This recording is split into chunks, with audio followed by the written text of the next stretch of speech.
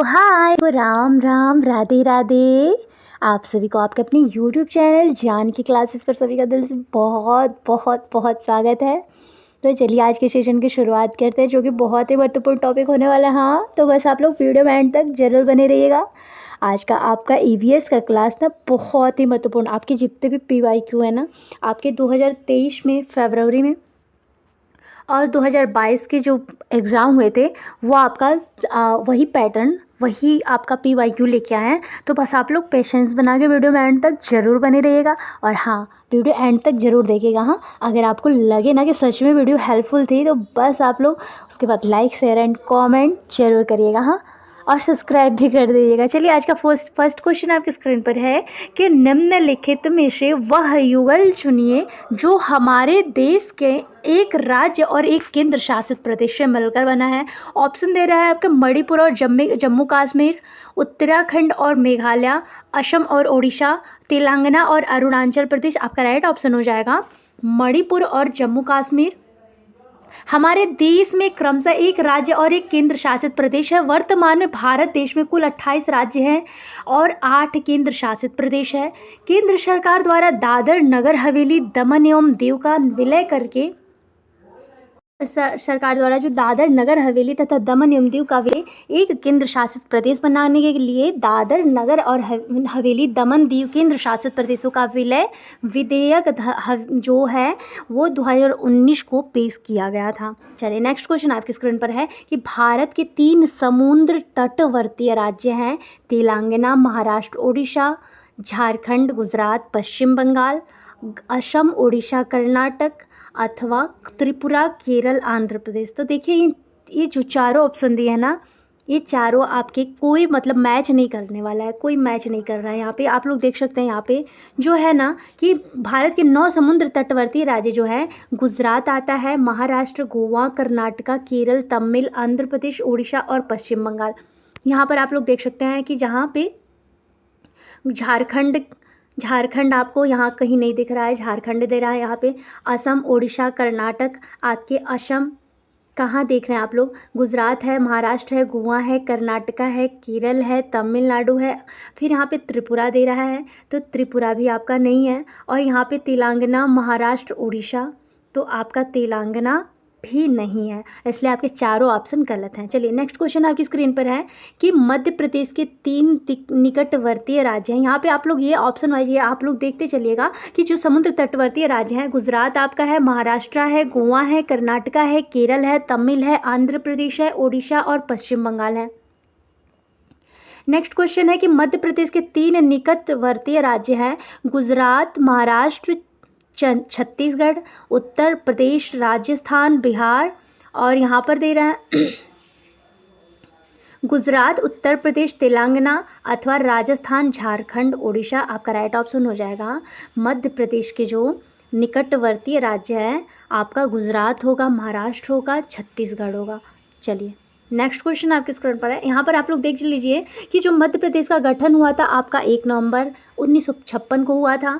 इसका नाम भारत के मध्य में स्थित होने के कारण मध्य प्रदेश पड़ा। मध्य प्रदेश की राजधानी भोपाल है।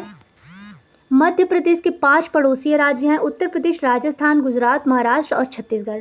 शहरी जैव विविधता पर देश का पहला 2 दिवसीय 5 से 6 अगस्त 2022 सम्मेलन इंदौर में मध्य प्रदेश आयोजित किया था। जो आपका मध्य प्रदेश का गठन हुआ था 1 नवंबर 1956 को हुआ था। इसका नाम था कि भारत के मध्य में स्थित होने के कारण ये मध्य प्रदेश पड़ गया। ये जो भारत है हम लोग का उसके मध्य में है, इसकी वजह से इसका नाम मध्य प्रदेश पड़ा। मध्य प्रदेश की राजधानी आपकी भोपाल है। मध्य प्रदेश के 5 पड़ोसी राज्य हैं आपके यूपी है, राजस्थान है, गुजरात है, महाराष्ट्र है और छत्तीसगढ़ है। शहरी जैव विविधता पर देश का पहला 2 दिवसीय 5 से 6 अगस्त 2022 सम्मेलन इंदौर के मध्य प्रदेश में आयोजित किया गया था। चलिए नेक्स्ट क्वेश्चन आपकी स्क्रीन पर है।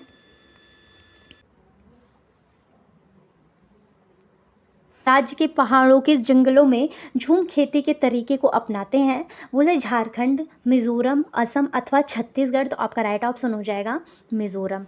मिजोरम जो है आपका भारत के पूर्वोत्तर राज्य में राज्य जैसे मिजोरम, अरुणाचल प्रदेश, यहाँ पर आप लोग देख सकते हैं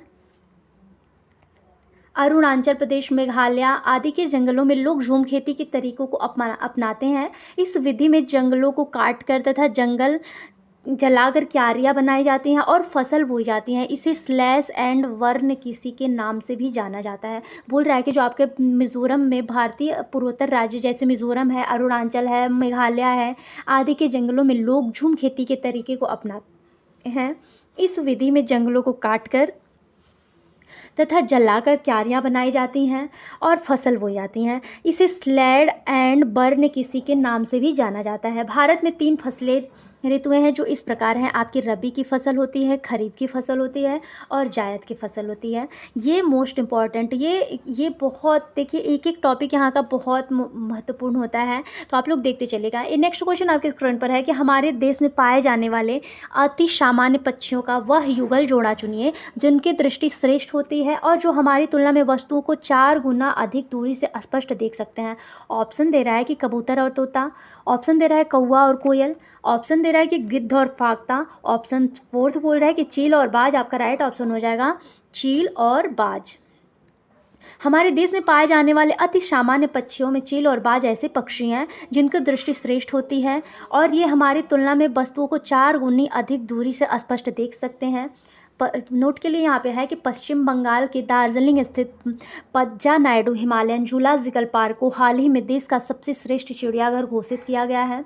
जो आपके पश्चिम बंगाल में दार्जिलिंग के स्थित जो पज्जा नायडू हिमालयन जूलॉजिकल पार्क है उसको हाल ही में देश का सबसे सर्वश्रेष्ठ चिड़ियाघर घोषित किया गया है। नेक्स्ट क्वेश्चन आपकी स्क्रीन पर है कि मच्छरों द्वारा फैलने वाले 2 रोगियों का समुच्चय चुनिए। दे रहा है आपका हैज़ा और मियादी बुखार, हैज़ा और मलेरिया, मियादी बुखार और मलेरिया और डेंगू और चिकनगुनिया। आपका राइट ऑप्शन हो जाएगा डेंगू और चिकनगुनिया। मच्छरों द्वारा फैलने वाले 2 रोगों का समुच्चय डेंगू और चिकनगुनिया है। मच्छर लोगों और जानवरों में रोग कारकों, वायरस और परजीवी फैलाते हैं। कुछ मच्छर जनित रोग निम्नलिखित हैं: डेंगू है, मलेरिया है, चिकनगुनिया है, पीला बुखार, जीका वायरस, लसिका, फाइलेरिया जापानी, इंसेफेलाइटिस आदि है। चलिए, यहाँ तक आपका कॉन्सेप्ट क्लियर हुआ। नेक्स्ट क्वेश्चन आपके स्क्रीन पर है कि पहाड़ी क्षेत्र की किसी लड़की ने अपने राज्य के अधिकांश घरों के बारे में निम्नलिखित विवरण दिया। हमारे यहाँ वर्षा बहुत होती है और हिमपात भी बहुत होता है। जब ठंड अधिक हो जाती है तब धूप में बैठना अच्छा लगता है। हमारे घर पत्थर अथवा लकड़ी से बनाए जाते हैं। हमारे घरों की छतें जो होती हैं वे ढालू होती हैं। यह राज्य होना चाहिए। तो ये राज्य आपका जो है हिमालय प्रदेश का है। यहाँ पर आप लोग देख सकते हैं, देखिए आपका ऑप्शन में दिया भी है हिमाचल प्रदेश, असम, बिहार और लद्दाख। तो हिमाचल प्रदेश की विशेषता यही है कि हिमाचल प्रदेश पहाड़ी क्षेत्र में अधिकांश घरों के बारे में लकड़ी द्वारा दिया गया है।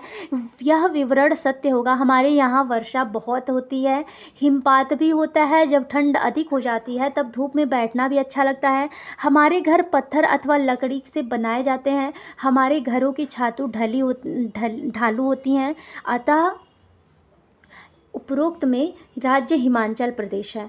सीमा सड़क लगभग संगठन जो बीआरओ द्वारा निर्मित अटल सुरंग हिमाचल प्रदेश को हाल ही में सर्वश्रेष्ठ बुनियादी ढांचा परियोजना पुरस्कार से इसको सम्मानित किया गया है। चलिए, नेक्स्ट क्वेश्चन आपके स्क्रीन पर है कि डल झील हमारे देश का एक प्रसिद्ध पर्यटन स्थल है।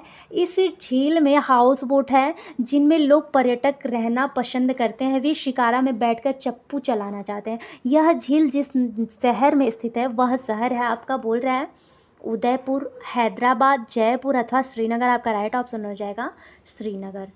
डल झील जो होता है श्रीनगर में के शहर में स्थित है, जो हमारे देश का प्रसिद्ध पर्यटन स्थल है। इस झील में हाउस बोट है जिनमें लोग पर्यटक रहना पसंद करते हैं। वे शिकारा में बैठकर चप्पू चलाना चाहते हैं। हाल ही में गृह मंत्री अमित शाह ने वीडियो कॉन्फ्रेंसिंग में श्रीनगर से स्थापित रामानुजाचार्य की प्रतिमा स्टैचू ऑफ पीस का अनावरण किया। ये आपका जो पेपर है आपके 2022 और 23 का है। चलिए, यहाँ पे आप लोगों ने देखा कि डल झील जो होता है श्रीनगर शहर में स्थित है, जो हमारे देश का प्रसिद्ध पर्यटन स्थल भी है। इस झील में हाउस बोट है जिनमें लोग होते हैं पर्यटक रहना पसंद करते हैं। वे शिकारा में बैठकर चप्पू चलाना पसंद करते हैं। चलिए, नेक्स्ट क्वेश्चन आपके स्क्रीन पर है कि मच्छर प्रायः हमें परेशान करते हैं, अंधेरे में भी वे हमें ढूंढ सकते हैं।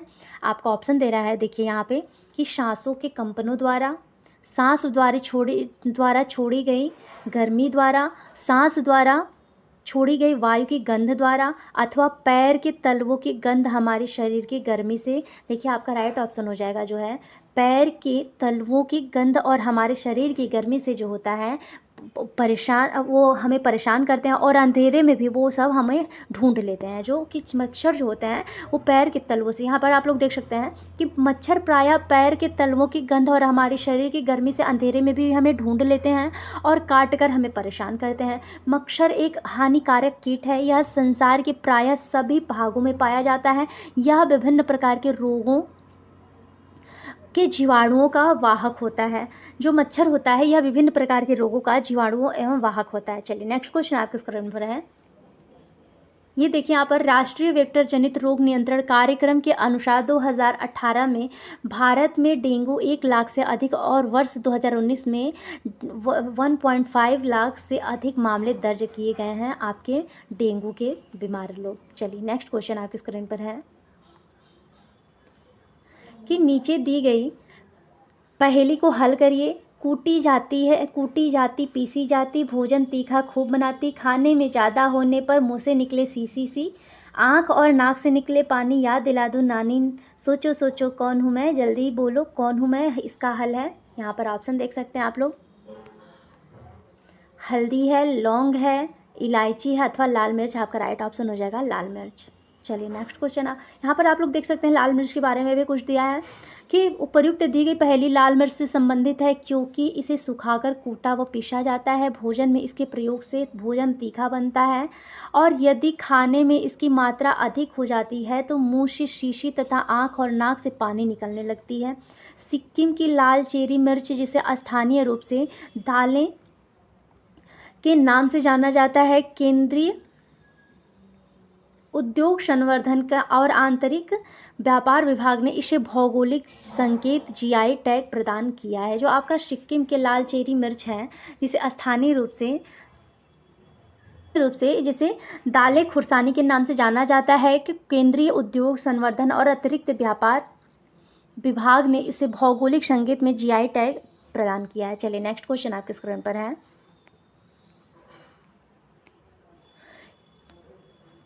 राजस्थान के रेगिस्तानी इलाके में मुख्यतः पाए जाने वाले खेजड़ी वृक्ष के विषय में नीचे दिए गए कथनों पर विचार कीजिए।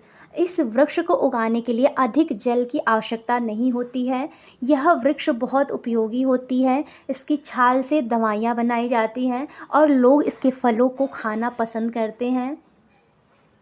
देखिए ये जो कहानी है ना आप लोगों ने पढ़ा होगा, यहाँ पर अभी आप लोग पढ़ लीजिए, बता रही हूँ। इस वृक्ष की लकड़ी को शीघ्र ही कीड़ा लग जाता है, अतः इमारती लकड़ी की भांति उपयोग नहीं किया जाता है। यह छायादार वृक्ष नहीं है। इस क्षेत्र के जानवर इस वृक्ष की पत्तियों को खाना पसंद करते हैं। देखिए जो अभी वर्तमान में आप लोग देख रहे हैं जो बिश्नोई मामला और सलमान खान ये जो मैटर चल रहा है ना, कि बिश्नोई समाज है जो राजस्थान में आपके यहाँ, तो जब ये कोई मूवी था कि हम साथ साथ हैं, तो उसमें शायद जो सलमान खान है उन्होंने एक काले हिरण को मार दिया था।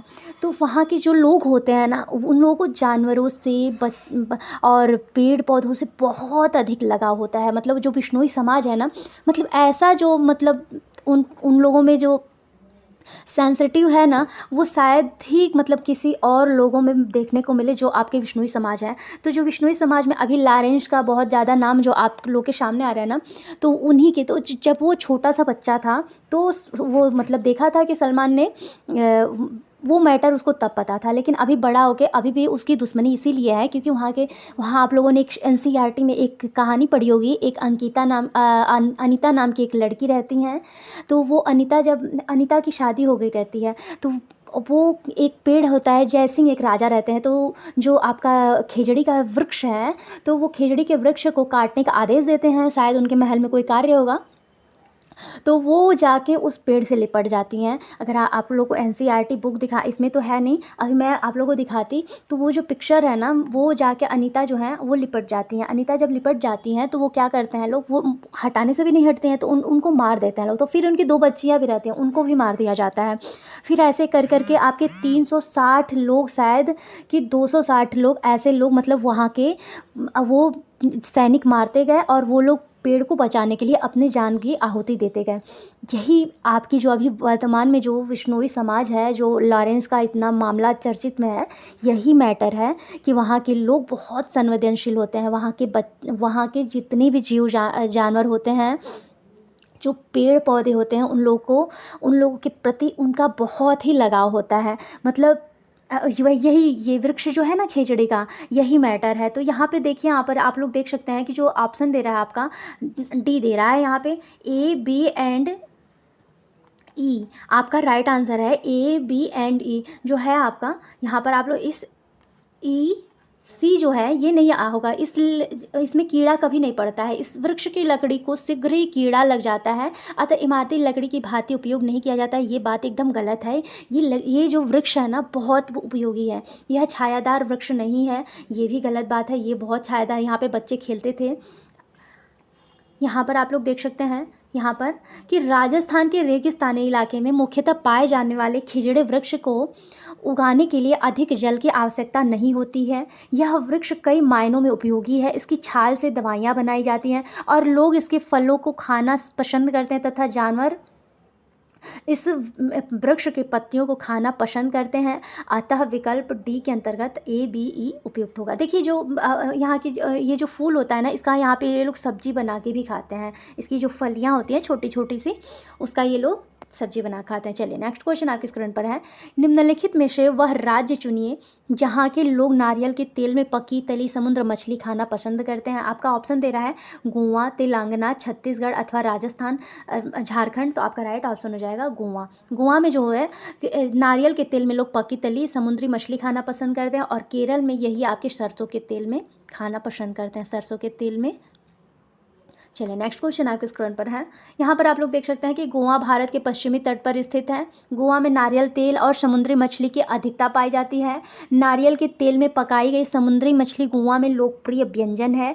नवंबर 2022 में राष्ट्रीय मत्स्य विकास बोर्ड को इंडिया एग्री बिजनेस अवार्ड 2022 से सम्मानित किया गया। चलिए नेक्स्ट क्वेश्चन आपके स्क्रीन पर है कि पर्यावरण अध्ययन ज़्यादा प्रभावशाली होगा यदि शिक्षक विषय में पारंगत होगी। शिक्षक ने उद्देश्य पाठ्य के आरंभ में ही बता दिए हैं। यहाँ पर थर्ड ऑप्शन दे रहा है कि विभिन्न अर्थपूर्ण और महत्वपूर्ण सीखने के संसाधनों का प्रयोग करती है। विषय पूरा करने पर घर के लिए दत्त कार्य देती है। देखिए आपका राइट ऑप्शन हो जाएगा। देखिए यहाँ पे जो दे रहा है कि विषय में पारंगत होगा या होगी, तो ये नहीं, जो पर्यावरण अध्ययन है उससे विषय में पारंगत होना नहीं, उसे लॉजिकल जो खेल के माध्यम से आप लोग सिखा सकते हैं। तो विषय में पारंगत नहीं करना है, उसे खेल के माध्यम से सिखाना है। शिक्षक ने उद्देश्य पाठ के आरंभ में ही बता दिया है, ये भी बात गलत है। निगेटिव वर्ड बता रहा है कि विभिन्न अर्थपूर्ण और महत्वपूर्ण सीखने के संसाधनों का प्रयोग करता है अथवा करती है। ये आपका राइट ऑप्शन हो जाएगा। विषय पूरा करने पर घर के लिए दत्त कार्य देता है, ये भी आपका कहीं से भी पॉजिटिव नहीं दिख रहा है। चलिए बोल रहा है कि पर्यावरण शिक्षण अध्ययन ज़्यादा प्रभावशाली होगा यदि आप शिक्षक विभिन्न अर्थपूर्ण और महत्वपूर्ण सीखने के संसाधनों का प्रयोग करता है। संसाधनों के प्रयोग से अध्ययन रुचिकर और प्रभावी होगा, जिससे छात्रों की चिंतन एवं तर्क शक्ति का विकास होगा। वे कक्षा में निरस्ता खत्म करके एवं उत्साहित होकर ज्ञान प्राप्त करने में तत्पर होंगे। चलिए नेक्स्ट क्वेश्चन आपके स्क्रीन पर है कि पर्यावरण अध्ययन को एकीकृत करने की आवश्यकता क्यों है। आपका ऑप्शन दे रहा है क्योंकि बच्चा खंडित बातों से बजाय संपूर्णता में बातों को आसानी से समझता है। क्योंकि बच्चा जो है अमूर्त बातों से अपने अनुभव को जोड़ पाता है। क्योंकि बच्चा जो है कि संपूर्णता से अपनी बातों को आसानी से रट सकता है। और क्योंकि बच्चा खंडित बातों को आसानी से समझ कर सार्थक समझ विकसित कर पाता है। आपका राइट ऑप्शन हो जाएगा। क्योंकि बच्चा जो है खंडित बातों के बजाय संपूर्णता में बातों को आसानी से समझ रहा है। यहाँ पर क्योंकि बच्चा अमूर्त बातों से अपने अनुभव को जोड़ पाता है, ये बोल रहा है, आपसे क्वेश्चन पूछ रहा है कि पर्यावरण अध्ययन को एकीकृत करने की आवश्यकता क्या है। तो ये बोल रहा है कि बच्चा खंडित बातों के बजाय संपूर्णता बातों को आसानी से समझता है। यहाँ पर ये क्योंकि बच्चा अमूर्त बातों से अपने अनुभव को जोड़ पाता है, ये भी नहीं सही है। क्योंकि बच्चा संपूर्णता में बातों को आसानी से रट सकता है, निगेटिव वर्ड है। क्योंकि बच्चा खंडित बातों को आसानी से समझकर सार्थक समझ विकसित कर पाता है। खंडित वर्ड ही आपका निगेटिव वर्ड है। चलिए नेक्स्ट, यहाँ पर आप लोग देख सकते हैं नेक्स्ट क्वेश्चन आपके स्क्रीन पर है कि निम्नलिखित तकनीकों में से रेटिंग स्केल कौन सी तकनीक का उपयोग होता है? दत्त कार्य के लिए, जांच सूची के लिए, अवलोकन के लिए अथवा लिखित प्रश्न के लिए? आपका राइट ऑप्शन हो जाएगा रेटिंग स्केल जो होता है आपका अवलोकन के लिए, ऑब्जर्वेशन के लिए प्रयोग होता है। यहाँ पर आप लोग देख सकते हैं कि रेटिंग स्केल में अवलोकन तकनीक का उपयोग किया जाता है। आइजेंक और उनके साथियों के अनुसार श्रेणी मूल्यांकन मापनी व बहुस्तर वाली मापनी है, जिस पर श्रेणी मूल्यांकन करने वाला व्यक्ति एक विशेषता के अंशों को व्यवस्थित कर सकता है। रेटिंग स्केल के कुछ प्रमुख लाभ इस प्रकार हैं। यहाँ पर आप लोग देख सकते हैं कि इनका निर्माण, विकास तथा प्रशासन सरल होता है। इनकी सहायता से निर्णायकों को निर्णय देना सरल होता है। कई बार निर्णायकों को भी इसलिए लाभ होता है कि शील गुण के संबंध में उन्हें जानने का अवसर मिलता है। चलिए नेक्स्ट क्वेश्चन आपके स्क्रीन पर है कि निम्नलिखित में से कौन पर्यावरण अध्ययन में सीखने का रचनात्मक आकलन का साधन नहीं है? अध्ययन में सीखने का रचनात्मक आकलन का साधन नहीं है। देखिए यहाँ पे जो दे रहा है ना निगेटिव वर्ड है, तो थोड़ा ध्यान से आप लोग देखिए, यही गलती होता है। आप लोग क्या करते हैं ना, जल्दी जल्दी में क्वेश्चन देखते चले हैं और निगेटिव वर्ड देखते ही नहीं है। तो दे रहा है कि वार्षिक उपलब्धि परीक्षण, व्याख्यानात्मक अभिलेख, पोर्टफोलियो अथवा क्रम निर्धारण, रेटिंग मापनी। देखिए जो ये व्याख्यानात्मक अभिलेख, पोर्टफोलियो और कर्म निर्धारण, रेटिंग मापनी जो होता है ना, ये बच्चों के अध्ययन सीखने के रचनात्मक आकलन में बहुत सहायक और उपयोगी होता है। लेकिन ये जो होता है वार्षिक उपलब्धि परीक्षण, ये आपका निगेटिव वर्ड दिया है। यहाँ पर आप लोग देख सकते हैं कि जो दे रहा है ना कि व्याख्यानात्मक अभिलेख, पोर्टफोलियो तथा क्रम निर्धारण, रेटिंग मापनी पर्यावरण अध्ययन में सीखने का रचनात्मक आकलन के साधन होते हैं, अपितु वार्षिक उपलब्धि परीक्षण सीखने का रचनात्मक आकलन का साधन नहीं है। उपलब्धि परीक्षण व्यक्ति के लाभ के लिए मूल्यांकन का सबसे महत्वपूर्ण क्षेत्र है। उपलब्धि परीक्षण पर स्कोर शैक्षणिक प्राप्ति के मूल्यांकन के लिए और परीक्षण द्वारा विशेष संबंधित क्षेत्र में व्यक्ति के लिए उत्कृष्ट साधन है। हे माताजी पिताजी के सभी स्वरूप भगवान व आप लोग भी माताजी पिताजी के प्रसाद को स्वीकार करें। माताजी पिताजी के नाम रूप ही होता है। उपलब्धि परीक्षण व्यक्ति के लाभ के लिए मूल्यांकन का सबसे महत्वपूर्ण क्षेत्र है। उपलब्धि परीक्षण पर स्कोर शैक्षणिक प्राप्ति के मूल्यांकन के लिए परीक्षण द्वारा विषय से संबंधित क्षेत्र में व्यक्ति के लिए उत्कृष्ट साधन होता है। चलिए नेक्स्ट क्वेश्चन आपके स्क्रीन पर है।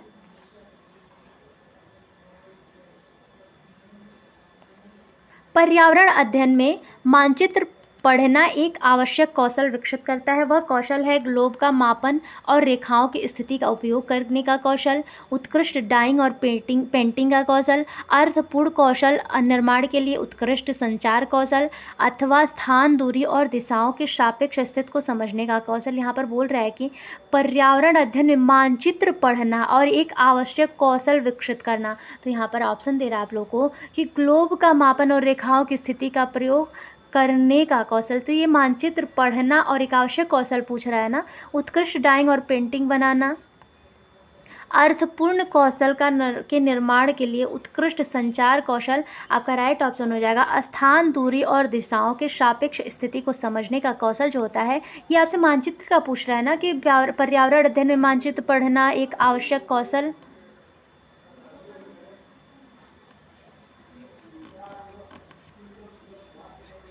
ऑप्शन हो जाएगा स्थान, दूरी और दिशाओं की सापेक्ष स्थिति को समझने का कौशल। यहाँ पर ऑप्शन भी दे रहा है कि पर्यावरण अध्ययन में मानचित्र पढ़ना स्थान, दूरी, दिशाओं के सापेक्ष स्थिति को समझने का एक आवश्यक कौशल है। मानचित्र एक सपाट सतह पर खींचे गए क्षेत्र का एक दृश्य प्रतिनिधित्व है। यह दूरी, दिशा आदि के बारे में किसी विशेष क्षेत्र के विशिष्ट और विस्तृत विशेषताओं को चित्रित करने में सहायता करता है। मानचित्र जो होता है आपका एक आरेखण होता है जो कि पूरे विश्व उसके भाग का छोटा कर कागज के एक पन्ने पर दर्शाता है।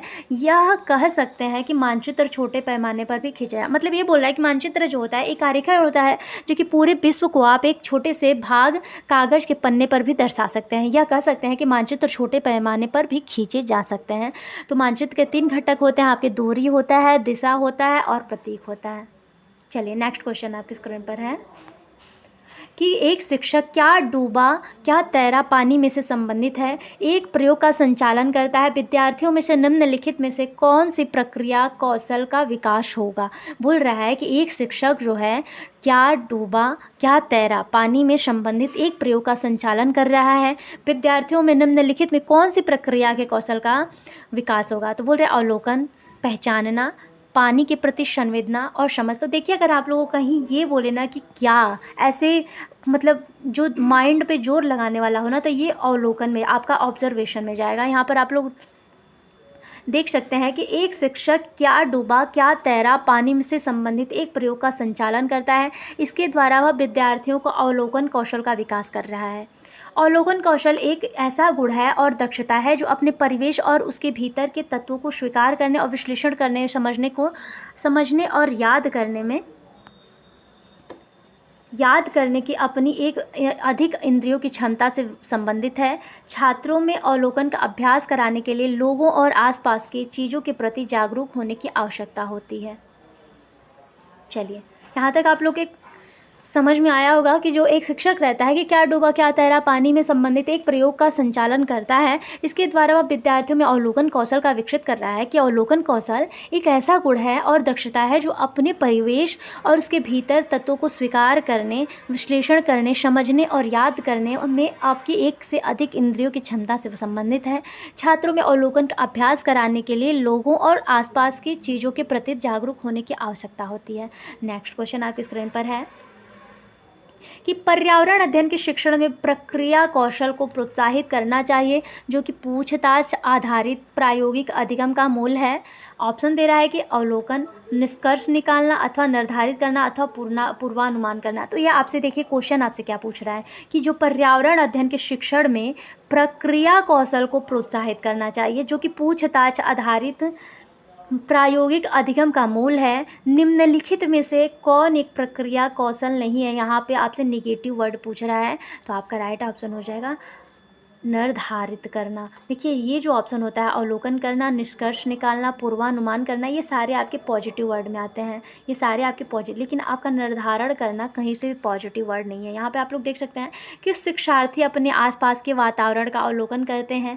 उनके अवलोकन से उसके अनुभव जुड़े होते हैं और इस अनुभव के अपने अपने तर्क होते हैं। इसीलिए पर्यावरण के अध्ययन के शिक्षण में पूर्वानुमान, अवलोकन और निष्कर्ष निकालना आधारित कौशलों को बढ़ावा देना चाहिए जो कि पूछताछ आधारित प्रायोगिक अधिगम का मूल है तथा इसमें निर्धारित करना एक प्रक्रिया कौशल नहीं है। अब निर्धारित करना मतलब कोई भी प्रक्रिया कौशल आपका नहीं होता है, इसीलिए इसको निगेटिव वर्ड माना जाता है। नेक्स्ट क्वेश्चन आपके स्क्रीन पर है कि ईवीएस एक शिक्षाप्रद क्रियाकलाप होना चाहिए, वास्तविक जीवन पर आधारित और विद्यार्थियों के लिए आनंददायक होना चाहिए, किसी भी समयावधि का, प्रकृति से केवल शिक्षक अभिमुख का, केवल पाठ्य पुस्तक की दी गई सामग्री पर केंद्रित का। आपका राइट ऑप्शन हो जाएगा वास्तविक जीवन आधारित, विद्यार्थियों के लिए आनंददायक।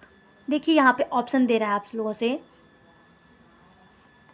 एक शिक्षाप्रद क्रियाकलाप होना चाहिए, तो किसी भी समयावधि, प्रकृति से केवल शिक्षक अभिमुख, केवल, ये सारे आपके निगेटिव वर्ड हो रहे हैं ना, ये सारे आपके निगेटिव वर्ड हैं। ये ऐसे ऐसे अगर क्वेश्चन बनता है ना ये निगेटिव, लेकिन ये बोल रहा है कि वास्तविक जीवन पर आधारित और विद्यार्थियों के लिए आनंददायक होना चाहिए, ये आपका बिल्कुल पॉजिटिव वर्ड है। चलिए यहाँ पर आप लोग देख सकते हैं कि ईवीएस का एक शिक्षाप्रद क्रियाकलाप वास्तविक जीवन पर आधारित और विद्यार्थियों के लिए आनंददायक होना चाहिए। बिल्कुल सही बात है, क्योंकि यह एक ऐसा विषय है जो बच्चों को कक्षा के बाहर और विश्व की कक्षा से जोड़ने के लिए एवं विभिन्न गतिविधियों के लिए अनेक अवसर प्रदान करता है। यदि छात्रों और शिक्षकों में परस्पर अंतःक्रिया होती रहे, उन्हें प्रश्न पूछने पर एक अच्छा अवसर मिले तब तथा छात्र स्वतंत्र रूप से अपने तरीके से अवधारणाओं का पता लगाते हैं तो उनके लिए कक्षा आनंददायक होगा।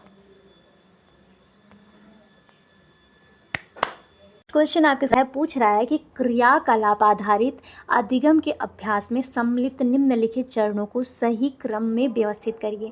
बोल रहे क्रियाकलाप का संचालन, दोहराना, योजना बनाना अथवा प्रक्रम पर विचार करना। देखिए आपका जो ये पहले अगर आप लोग को ये व्यवस्थित मैचिंग करने के लिए बोला है तो देखिए अगर आपको कुछ करना होगा तो पहले आप क्या करेंगे, पहले आप प्लानिंग करेंगे किसी भी चीज़ की, पहले आप प्लानिंग करते हैं, प्लानिंग के बाद आप करते हैं कंडक्टिंग द एक्टिविटी, फिर करते हैं उसके बाद आप लोग करते हैं रिफ्लेक्सिंग ऑन द प्रोसेस, पहले उस पर उसके बाद विचार करेंगे, उसके बाद आप करेंगे उसका रिविजन।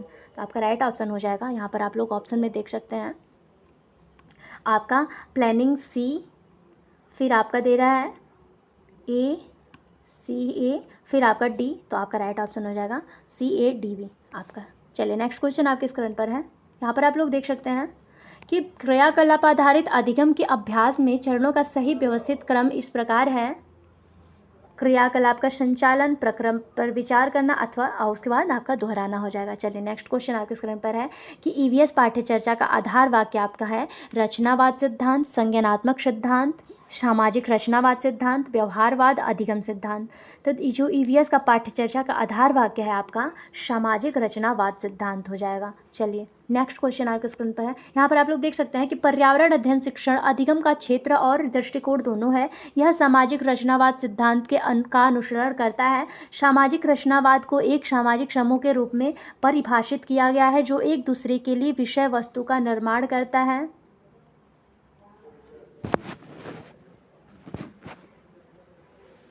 वो निर्माण करता है। नेक्स्ट क्वेश्चन आपके स्क्रीन पर है कि EVS के शिक्षण अधिगम में प्रयोजना प्रक्रम लाभकारी है क्योंकि यह शिक्षक को एक मार्गदर्शक और अधिगम में प्रयोजना प्रक्रम लाभकारी है। क्यों?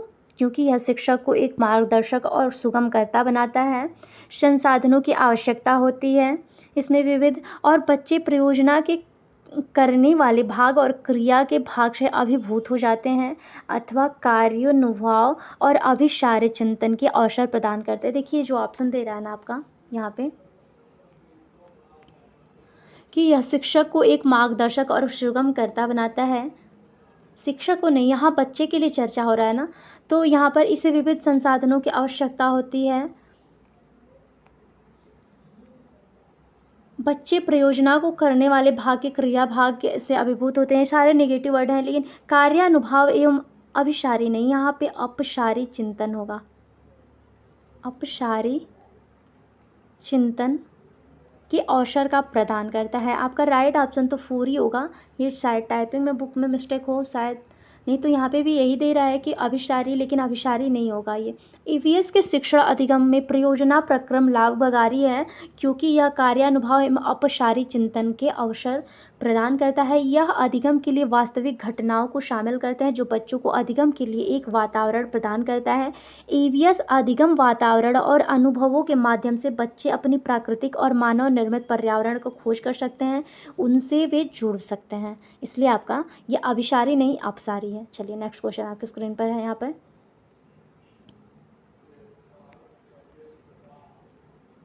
नेक्स्ट क्वेश्चन है कि समस्या समाधान में सम्मिलित निहित चरणों को सही क्रम में व्यवस्थित करिए, समस्या को परिभाषित करिए, क्रियाकलाप के लिए संभावित योजना पर चर्चा करिए। फिर ऑप्शन दे रहा है कि परिणाम का मूल्यांकन करिए। कहना है कि समस्या को परिभाषित कीजिए, क्रियाकलाप के लिए संभावित योजना पर चर्चा करिए।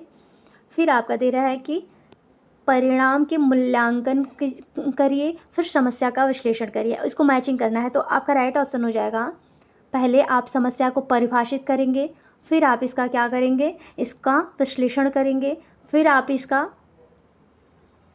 AD, उसके बाद आप क्या करेंगे, इसको समस्या का विश्लेषण, आपका यहाँ पे आप इसको क्रिया के लिए संभावित योजना पर चर्चा करेंगे, उसके बाद आपका आएगा परिणाम का मूल्यांकन करेंगे। आपका राइट ऑप्शन हो जाएगा ADBC।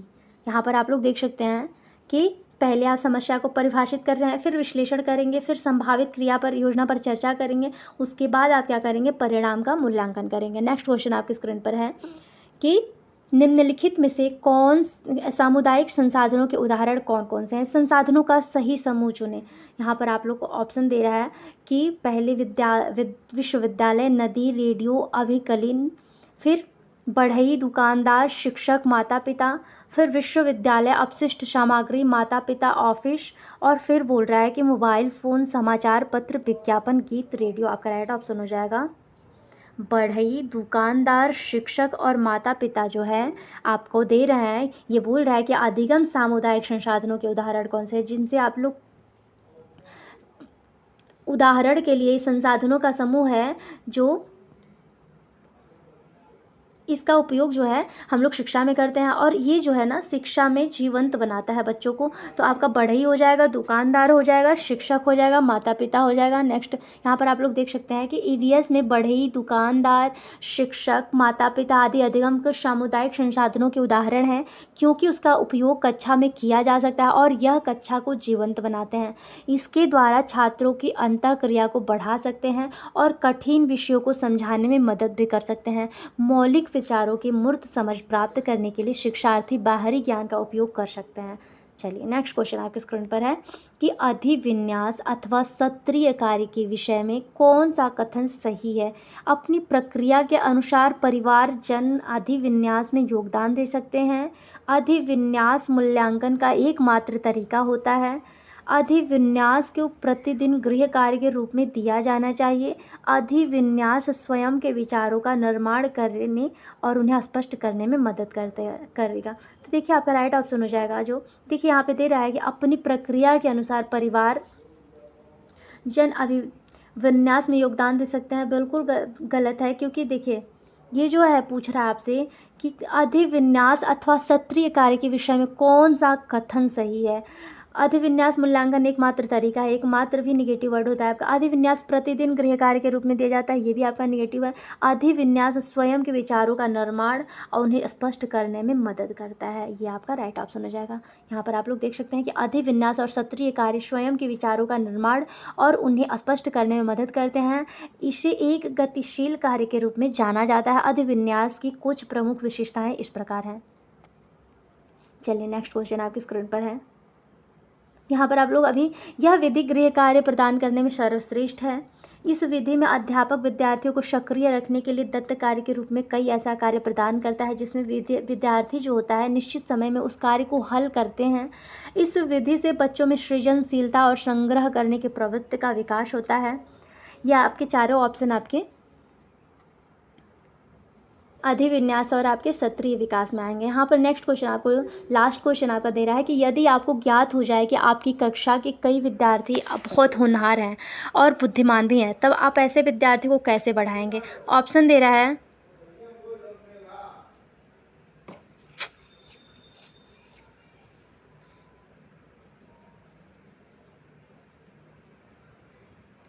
कोई विशिष्ट परियोजना युक्ति प्रयुक्त नहीं की जाएगी। उन्हें उच्च कक्षा के विद्यार्थी के साथ बैठाया जाएगा, उन्हें अलग पढ़ाया जाएगा, उन्हें समृद्ध पाठ्य चर्चा उपयोग कर पढ़ाया जाएगा। यहाँ पर जितने भी वर्ड दिए हैं आपको ये सारे निगेटिव वर्ड हैं। कोई विशिष्ट परियोजना युक्ति प्रयुक्त नहीं की जाएगी, बिल्कुल निगेटिव है। उन्हें उच्च कक्षा विद्यार्थियों के साथ बैठाया जाएगा, ये भी आपका निगेटिव वर्ड। उन्हें अलग बैठा के फिर बच्चे का प्रोग्रेस नहीं होगा ना। उन्हें समृद्ध पाठ्य चर्चा का उपयोग कराइए, उसके बाद उसे पढ़ाइए। तो वो बच्चे जो होते हैं, यदि आपको ज्ञात हो जाए कि आपकी कक्षा के कई विद्यार्थी बहुत होनहार और बुद्धिमान हैं, तो आपको ऐसे विद्यार्थियों को समृद्ध पाठ्य चर्चा का उपयोग करके पढ़ाना चाहिए, क्योंकि उसमें संपूर्ण शिक्षा प्रक्रिया को अधिक से अधिक महत्वपूर्ण एवं रुचिकर बनाया जाता है। विशेष परिस्थितियों, शिक्षण सामग्रियों, विचारों, संगठन की सहायता से शिक्षण पाठ्यक्रम को जीवन प्रदान किया जाता है। तो चलिए, आई होप कि आप सभी को क्लास बढ़िया लगे। हाँ, अगर आप लोगों को सच में वीडियो हेल्पफुल लगे ना तो please like, share and subscribe जरूर करिएगा। चलिए मिलते हैं सभी को नेक्स्ट वीडियो में, तब तक के लिए सभी को मेरा राम राम, राधे राधे।